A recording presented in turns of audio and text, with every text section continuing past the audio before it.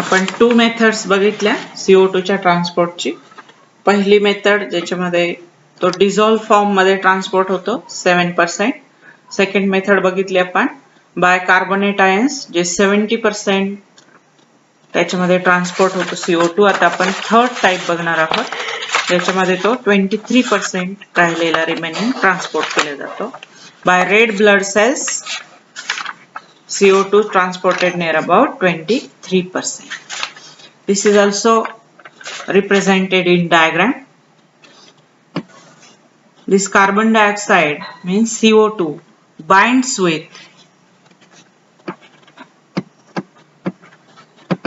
amino group of hemoglobin. Hemoglobin is nothing but the respiratory pigment or protein which have amino group.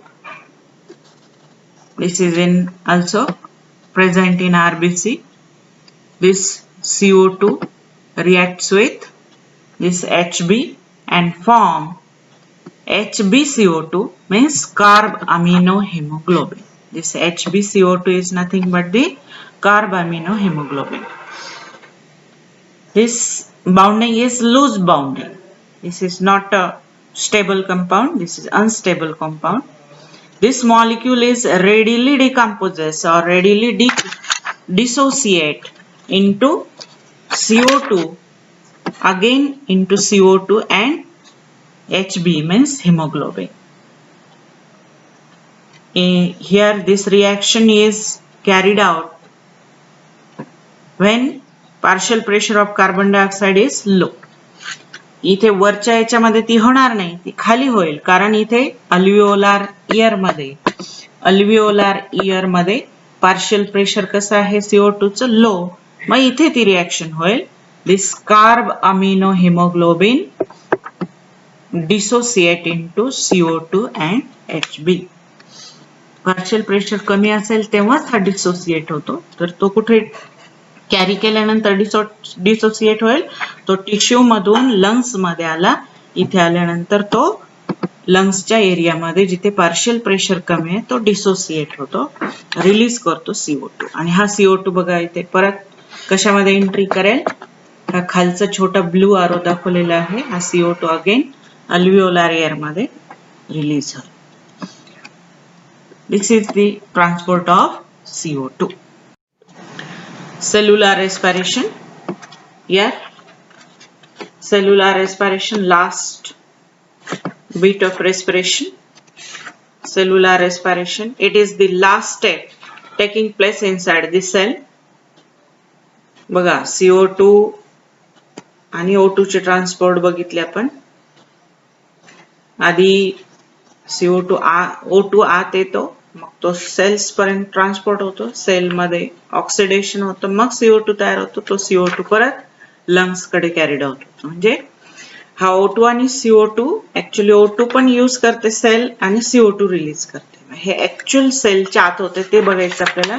Cellular respiration, it is the last step taking place inside the cell where food is oxidised. Food म्हणजे इथे काय दाखवलं आपल्याला reaction मध्ये, C6H12O6 glucose. आपण जे food घेतलेलं आहे, अन्न जे आपण खातो ते डायजेस्ट होतं आपल्या डायजेस्टिव्ह सिस्टीम मध्ये.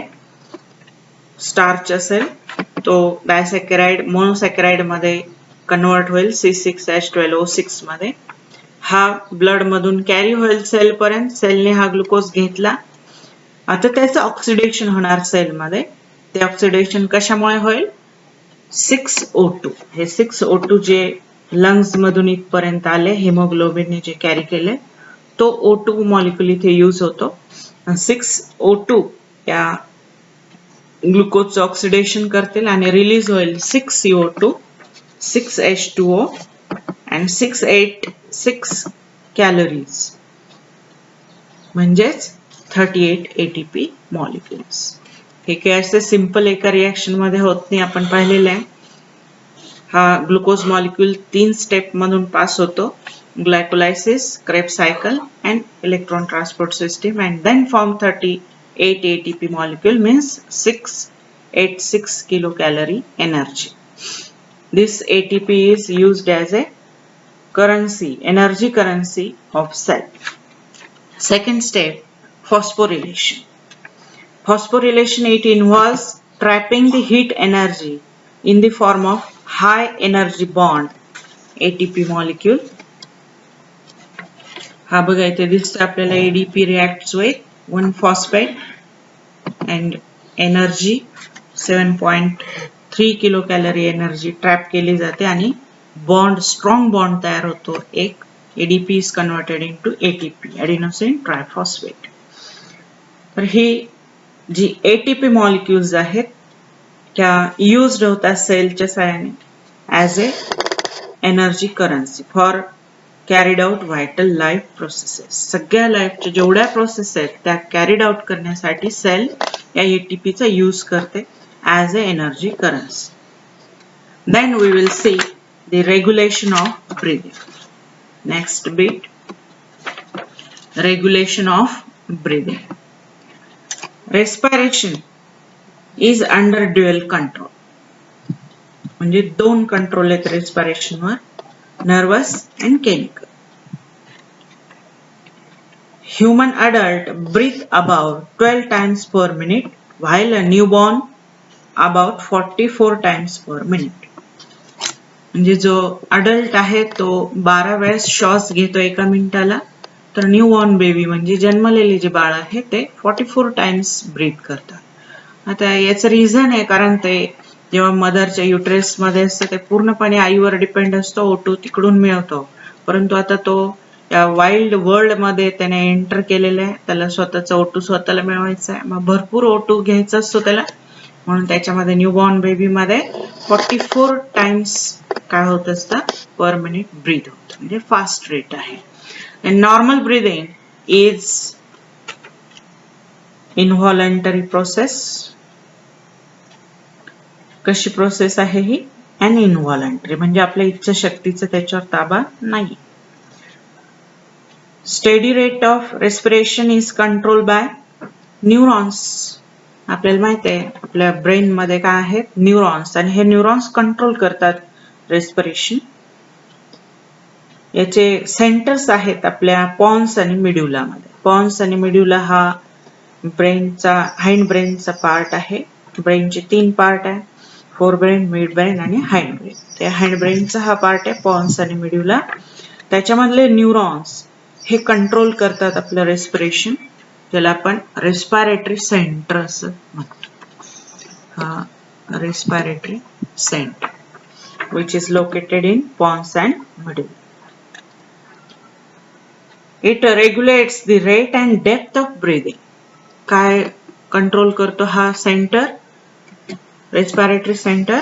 ब्रीथ किती फास्ट व्हायला पाहिजे आणि किती डेप्थची असायला पाहिजे रे ही ब्रीथ, हे कंट्रोल केलं जातं. This centre is divide into 3 groups. Dorsal group of neuron which is present in medulla,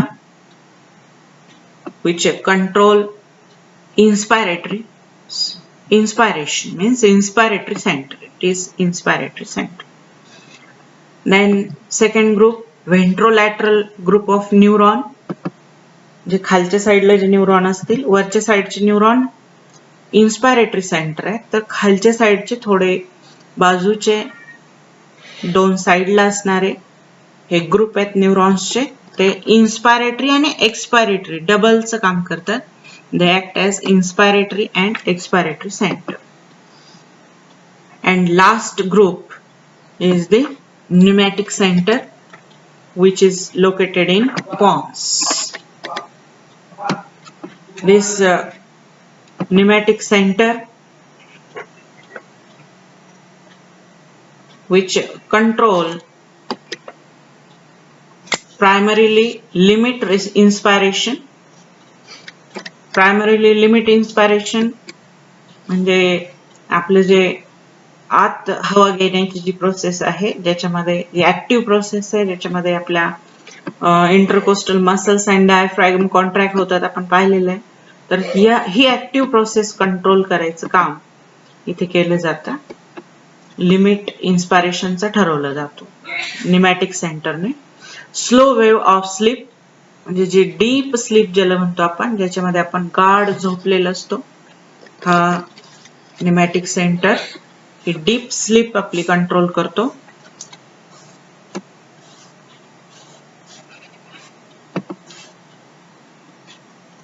आणि rapid I movement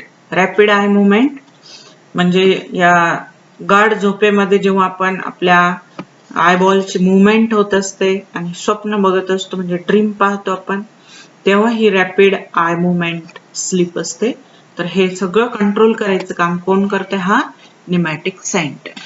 this निमॅटिक centre control किती पार्ट बघितले आपण, काय काय कंट्रोल करतो? हा प्रायमरी लिमिट इन्स्पायरेशन म्हणजे इन्स्पायरेशनचा कंट्रोल आहे ते.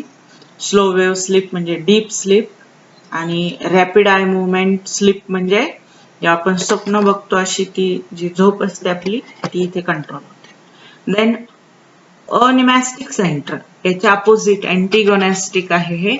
हे सुद्धा मेड्युला मध्येच असतात. अँटीगोनॅस्टिक म्हणजे अपोजिट, ज्याला आपण अनिमॅस्टिक सेंटर असं म्हणतो, जो याच्या अगदी अपोजिट आहे निमॅस्टिक सेंटरच्या. हा याच्या अपोजिट रिॲक्शन कंट्रोल करतो. बघा इथे दिसते आपल्याला, it controls non rapid I movement म्हणजे जेव्हा आपण स्वप्न बघत नाही अशी झोप. रॅपिड आय मुवमेंट निमॅटिक सेंटर जेव्हा आपण स्वप्न बघतो ती झोप कंट्रोल करतो निमॅटिक. आणि हा अनिमॅटिक जेव्हा आपण स्वप्न न बघता झोपलेलं असतं म्हणजे जेव्हा आपण खराटे मारून झोपत असतो, जेव्हा आपण स्वप्न पाहत नाही ती झोप कंट्रोल करायचं काम हा करतो. अँड वेकफुलनेस म्हणजे आपल्याला झोपेतून जी सकाळी जाग येते सूर्य उगवल्यानंतर आपण जे पूर्णपणे आपल्याला ब्रेन वेकअप होतो, तर ती जी प्रोसेस आहे कंट्रोल करायचं काम कोण करतो? हा अनिमॅटिक सेंटर. म्हणजे दोघं एकमेकांच्या अपोजिट.